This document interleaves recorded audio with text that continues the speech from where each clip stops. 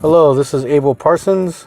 This is the 100s Challenge, the Anthology Volume 2, Werewolves and Unicorns. This is my weekly update. This is the second one. I've kind of had a stutter stop week where I kind of messed up on a day, posted a little bit later. So I got a couple of time lapses to post, which will be at the end of this video. And yeah, so also I had a car die on me, so that's very fun, but I still persevere. We got to use another car to drive around, and so still get some stuff done. So I'm using that mindset, otherwise I'll just sit down and be all down and on myself or whatever. But anyways, so I posted a picture earlier, either today or yesterday, of this comic book. Hopefully it's right side. To me it's backwards. It has a lot of cool stuff. It has Wally Wood, a couple comic strips by him. These are all 6-page comics, but you know, this proved to be a very valuable find. One of my coworkers from work, obviously coworker, gave it to me, and this is all old style comic stuff. So I mean, it's got the dots and everything like that, and it shows some pretty cool stuff. And the most important thing is you can see where they added the colors, so you can see how pretty much they drew these on the boards that they did. So I'll just show you one, which might help me with mine. This page, let's see. So very cool stuff. Very cool line work, which I will be trying to do with mine, with my drawings, and hopefully I can get this to work a little bit better. I guess with my mindset, I had it to where I wanted to draw and fill up every little aspect of every panel and have something there, not leaving any room for, you know, voids or whatever, but to have something in there. And I guess it's okay to have blacks, okay to have just white areas. And I think I was saying that on a post, at least text-wise, that I'm more into the color mindset of, you know, this has to have this color, this is this color, and you know, I was already struggling with that. So now this is going to be a new challenge for me to see what I can just leave out and let the lines do the work for me, and then, you know, put gradients or you know, like gray zip tones or whatever to put the distance where I need to put the distance. And so I got to working in my sketchbook, which I will show you. Hold on, let me flip this around if I can. Maybe not. Okay, we'll do this. We'll do it live. All right, so I reworked the panels that I drew in my phone. I kind of monkeyed them onto this, even though it's not exactly right. So I reworked that. I wanted to ink it before I showed it, but you know, I had to make a video while I had the chance. So I'm gonna try and do that with just line weight and my inks, and leave voids in and whatever, because you know, I can't do zip tones with my pins.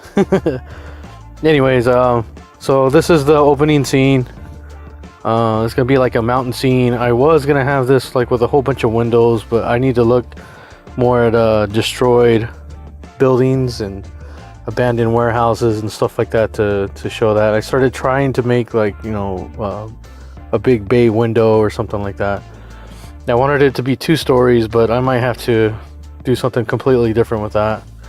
All right, so, and then the other thing, if you guys have ever seen Let's see if I can get this just right without getting people sick. Princess Mononoke.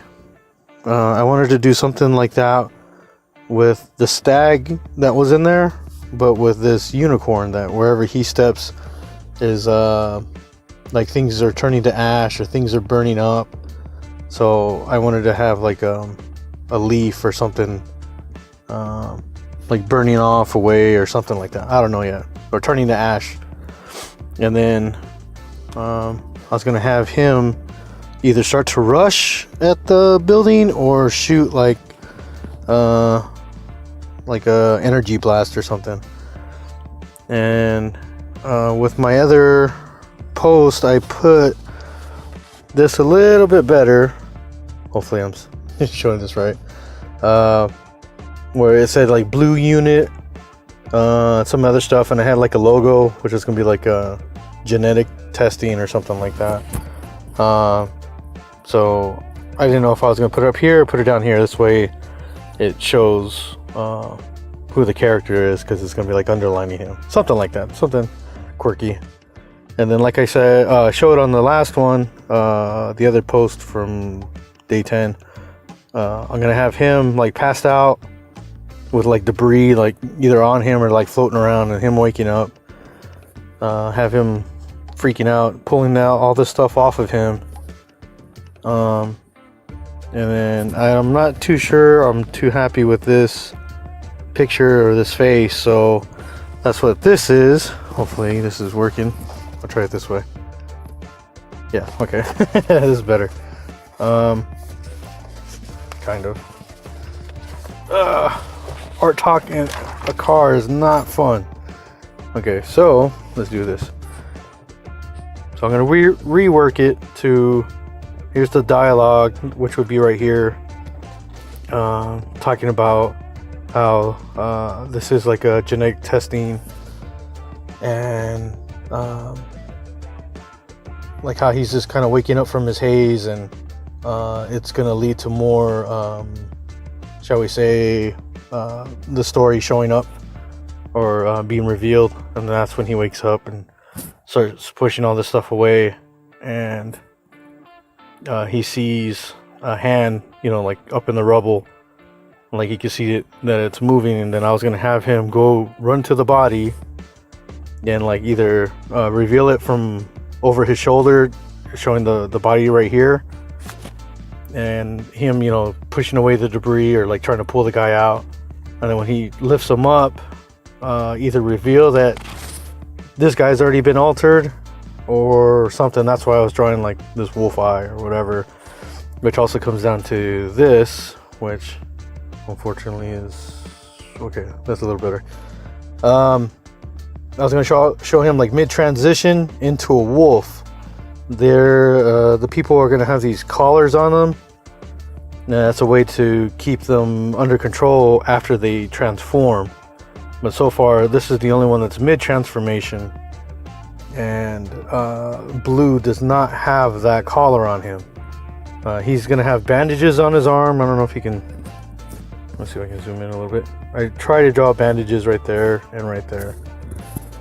So we're going to have something like that. So Blue is a lot different than these other guys. So... but he's going to be the only guy you're going to see, because I scrapped the idea of having bodies just strewn everywhere inside of this blown out building. But anyways, that's my post for today. Sorry if I got you guys car sick moving all the stuff around.